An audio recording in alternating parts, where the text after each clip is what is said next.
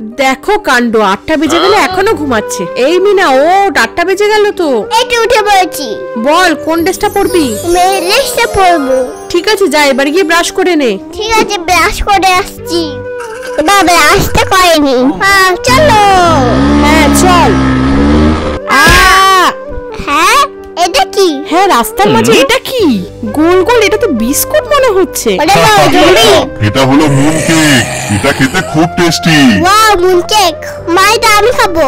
হ্যাঁ দাঁড়া, আমি এটাকে নিচে ফেলে দিচ্ছি। নে খেয়ে নে এবার।